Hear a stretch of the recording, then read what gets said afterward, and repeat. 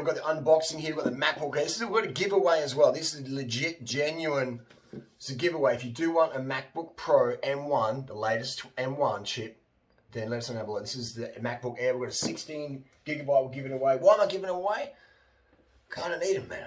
I've got so many MacBooks, but I bought these. We got these for the review, so it's a tax write-off. So we can give these away.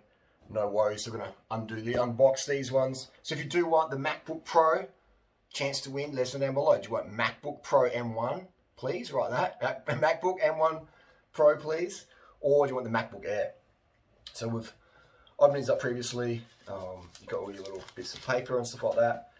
And then you pop it out. Make sure you don't drop it on the ground.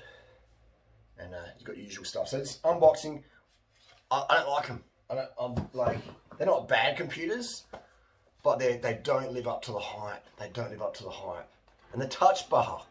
That's really interesting. Does that normally starts like that when you open it? The touch bar. That's the dumbest thing ever. Touch bar? Like you've got to move your hand all the way up. It's just first world problems here. I'm just complaining. First world problems. But if I was designing a computer, I wouldn't design this. So this is the new Big Sur. Let's get passwords. Let's do some bench pressing on this. We'll do the benchmarking, and let's get it going up. But this is the new one. Let's just show people. Oh, that's not the new computer. Durinator, you're just trolling us. You know, that's the baby right there. That is the M1. That is the M1. Let's bring it up on the screen. What do I love about this computer so far? Let's talk about the pros and cons. I like how cool it is. Can you see that? M1. Alright, so this is the M1. This is the first one here in Australia on YouTube. First one in the world on YouTube right now.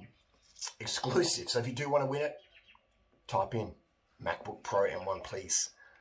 What I love about it, it doesn't get hot. It stays cool. It stays cool. I don't think there's a fan here or anything. It's just so silent. It stays cool. Did some rendering tests before in another video. It renders as fast as a MacBook Air.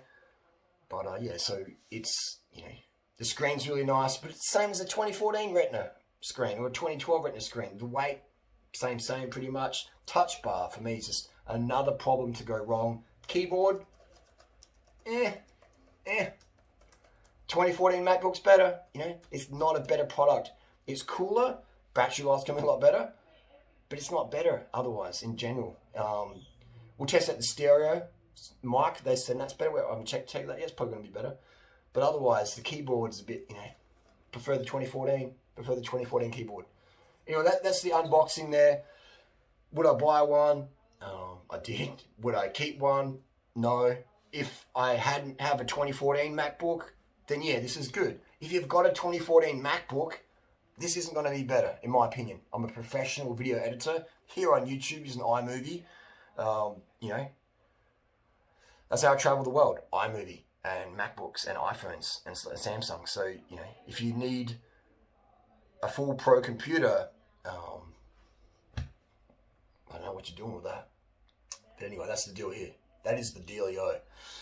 The MacBook is a disappointment, man. The hype, the M1 hype was so high, but it's just, let's wait till the 16-inch comes out next September in a year's time, and then we'll get one of those and see how we go. That's probably going to be better. But otherwise, it's a small improvement. It's probably 20% faster than the 2014 15-inch 2.8 Intel. I would say it's about 20% faster than an Intel processor. In the real world, the geek benches and all that stuff, that's not real world. I did some video editing today, some professional video editing. How I pay my income, how I pay my food in my mouth, pay my way. I put a roof over the head. I'm a professional video editor, and I still use a 2014 MacBook Pro. Right? So there you go. That's my professional tip there. The M1, it's okay. It's okay, but definitely don't upgrade if you want to go 2014. 2014 is good enough. If you've got a MacBook Air 2014, yeah, you're going to have a big experience. But if you've got a 2014 MacBook Pro 15-inch, these aren't that much better at all.